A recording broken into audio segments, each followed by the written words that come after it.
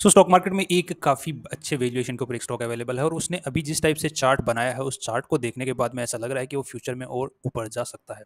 So first जो हम दो चीज़ चेक करते हैं वो टेक्निकल्स चेक करते हैं कि चार्ट किस तरीके से मूव दे रहा है, किस तरीके से उसमें बाइंग आ रही है, किस टाइप से उसमें सेलिंग आ रही है, उसी के बेसिस के ऊपर हम फिर एनालिसिस करना स्टार्ट करते हैं। तो चार्ट यहाँ पर अच्छा खासा ऊपर जाना स्टार्ट हो रहा है। अगर हम चार्ट के अंदर थोड़ा सा नज़र डालते हैं और चीज़ों के ऊपर, जैसे कि हम लोग जैसे सबसे टॉप से जब हाई से स्टॉक नीचे आ रहा था, तो यहाँ पर एक डाउनवर्ड ट्रेंड बना हुआ था। उस डाउनवर्ड ट्रेंड को इसने तोड़ते हुए ऊपर जाना स्टार्ट किया और अगर हम इसको जूम करके देखते हैं तो हमें एक सॉरी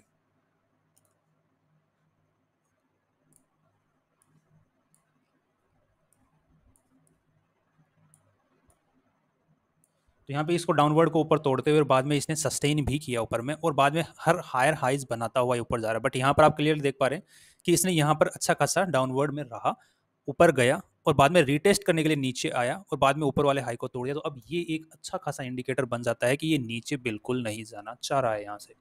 सो अब यहाँ से हमें टेक्निकल बेसिस के ऊपर अंदाजा लग रहा है अच्छा खासा कि स्टॉक ऊपर जा सकता है। अब थर्ड अगला जो ऑप्शन हम लोग चेक करते हैं वो है फंडामेंटल एनालिसिस। थोड़ा सा देख लेते हैं स्टॉक का कि हमें फ्यूचर में क्या एक्सपेक्ट कर सकते हैं फंडामेंटली अर्निंग्स के हिसाब से कंपनी के अंदर में। तो कंपनी क्या है, ग्रीन पैनल इंडस्ट्रीज, ये क्या काम करती है, ये एमडीएफ बोर्ड जैसे हम लोग पलाई नहीं देखते हैं वो पलाइयाँ बनाती है। तो अब कंपनी का अगर आज के दिन देखते हैं जो कि रेवेन्यू स्ट्रीम्स कहाँ कहाँ से आ रहा है, पैसा कहाँ से आ रहा है कंपनी के अंदर में, तो एक तो जो एमडीएफ बोर्ड्स बनाती है उसका 86% जो पैसा एमडीएफ बोर्ड से आ रहा है। मतलब जो एक नहीं होता जो पलाइयों के बीच के अंदर जो लकड़ी का बुरादा भरा होता है उस टाइप की जो पलाइयाँ होती हैं उनको हम एमडीएफ बोर्ड बोलते हैं। अब यहाँ पे प्लाईवुड जो सेगमेंट है दूसरा उसमें से 14% आ रहा है। मतलब है दोनों ही पलाई ही, बट अलग अलग टाइप की पलाई है। सो पलाई सेगमेंट है। अब आज के दिन अगर इंडिया में देखा जाए तो एज पर गूगल यहाँ पर 20,000 करोड़ का टोटल मार्केट है प्लाईवुड का।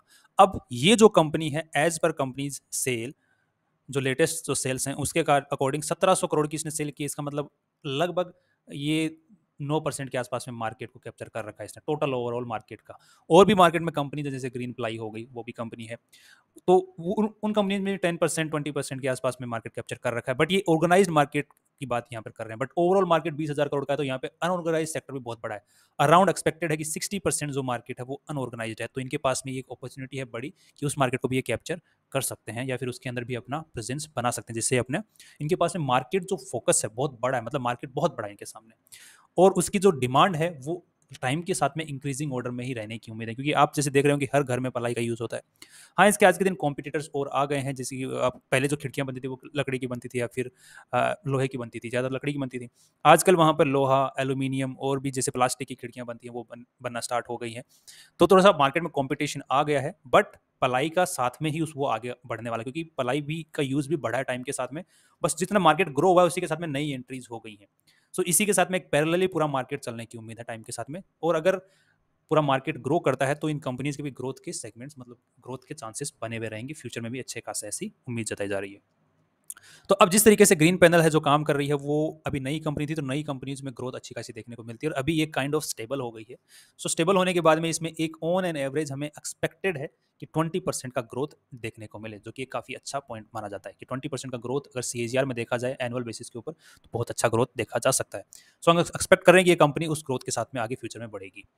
अब इसी के साथ में कंपनी का अगर जो प्राइस आज के दिन 350 के आसपास में चल रहा है और 97 का बुक वैल्यू है पर शेयर का और 17 का पी है और बुक वैल्यू जो ये है तकरीबन 3.5 का है बुक वैल्यू के हिसाब से। बट एट प्रेजेंट जो करंट वैल्यू है इसके जो एसेट्स हैं उनकी, तो उस हिसाब से अगर बुक वैल्यू निकल जाए तो 2.5 के आसपास में आ रहा है, 2.5 के आसपास में। So that is good, that's all right. ROC जो है टोटल कैपिटल जितना पैसा कंपनी काम में लगा रही है, धंधे में लगा रही है, उसके ऊपर 27% का ऑन एन एवरेज ग्रोथ कमाई कर रही है और 23% के आसपास में जो इन्वेस्टर्स का पैसा है उसके ऊपर कंपनी ग्रोथ बना के दे रही है। सो यहाँ तक सब कुछ ठीक है। एंड कंपनी की आज के दिन टोटल वैल्यू है 4200 करोड़ रुपए के आसपास में है, देखिए अगेन अच्छा है 4200 करोड़।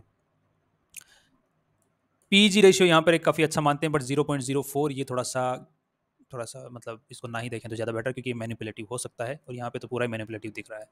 सो क्योंकि अगर पीजी रेशियो जिस हिसाब से 0.04 है इस हिसाब से हर साल कंपनी डबल होगी, बट कम ऑन, वो कंपनी जब बहुत छोटी होती है तो हो सकता है, बट बड़ी कंपनी होने के बाद में ये पॉसिबल होना बहुत मुश्किल है, मुश्किल नहीं नामुमकिन टाइप है।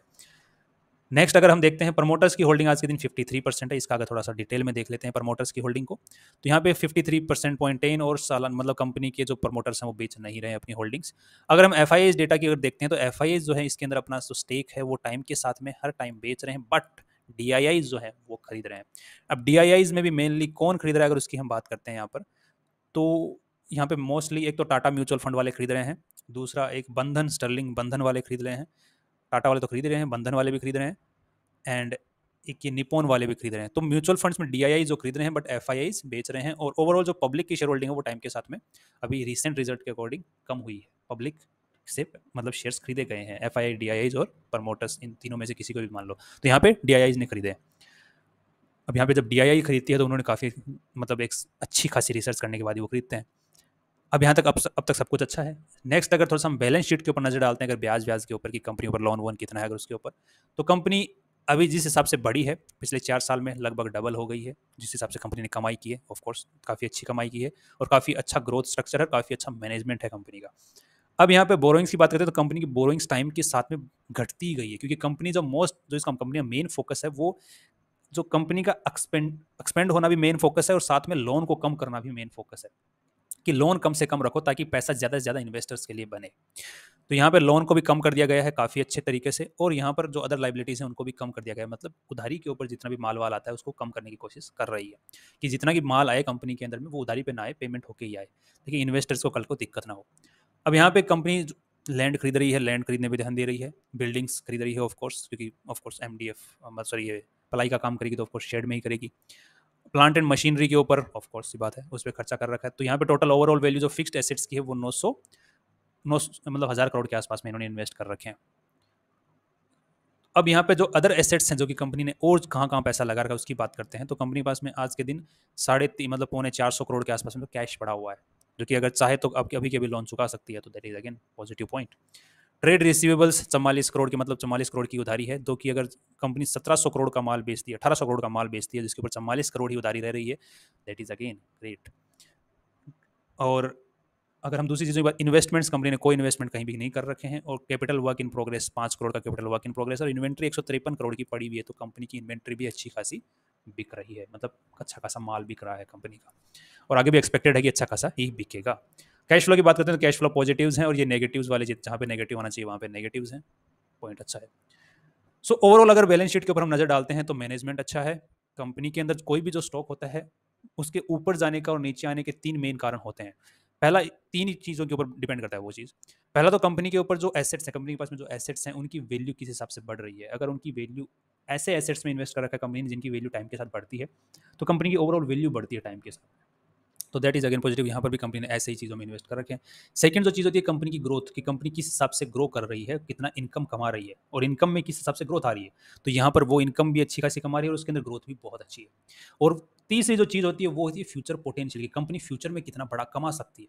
तो ये 3 चीज़ें मेन होती हैं। तो यहाँ पर तीनों ही चीज़ों के ऊपर कंपनी जो है अच्छे खासे दिख रही है अभी तक जिस हिसाब से डेटा है। सो यहाँ पे ओवरऑल अगर लॉन्ग टर्म के हिसाब से अगर हम बात करते हैं और कंपनी के अगर थोड़ा सा प्रिडिक्ट करने की कोशिश करते हैं ओवरऑल बेसिस के ऊपर, सो कंपनी के स्टॉक को आज 350 के ऊपर आसपास में है। तो जिस हिसाब से ग्रोथ कर रही है उस हिसाब से कंपनी के स्टॉक को हम अगले 5 साल में तकरीबन 1500-2000 रुपये पर शेयर के हिसाब आसपास में देख सकते हैं 5-10 साल के अंदर में।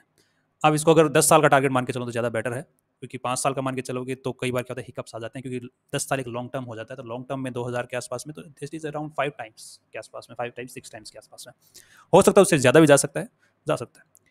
सो फाइनली हमारा यही व्यू रहेगा कि इसको बाय कर सकते हैं। और शॉर्ट टर्म में किस हिसाब से अपने को बाय करना है, स्टॉप लॉस कहाँ लेकर के शॉर्ट टर्म के हिसाब से, तो वो थोड़ा सा पेड मेंबर्स के लिए ज़्यादा बेटर रहेगा। और बाकी लॉन्ग टर्म वाले यहीं पर बाय कर सकते हैं एंड होल्ड कर सकते हैं। और लॉन्ग टर्म वाले जो करते हैं वो एटलीस्ट 10 कंपनीज के अंदर इन्वेस्ट करके रखें, ताकि पोर्टफोलियो जो डाइवर्सिफाइड रहे। और बाद में अगर नीचे भी जाता है किसी कारण से, स्टॉक मार्केट पूरा ही नीचे जाता है, तो हम उसको एवरेजिंग कर सकते हैं अच्छे स्टॉक्स के अंदर में। और किस हिसाब से एवरेजिंग की जाती है वो हमारे स्टॉक जो चैनल है उसके ऊपर वीडियोस पढ़ेंगे, किस हिसाब से आप अपना पोर्टफोलियो बिल्ड कर सकते हैं कि अगर मार्केट में गिरावट भी आती है, इनफैक्ट क्रैश भी आता है, तो भी आपको ज़्यादा से ज़्यादा नुकसान देखने को ना मिले, और एक जब वापस जंप मारेगा तो ज़्यादा से ज़्यादा मुनाफा देखने को मिले। So finally that's all for today and see you tomorrow.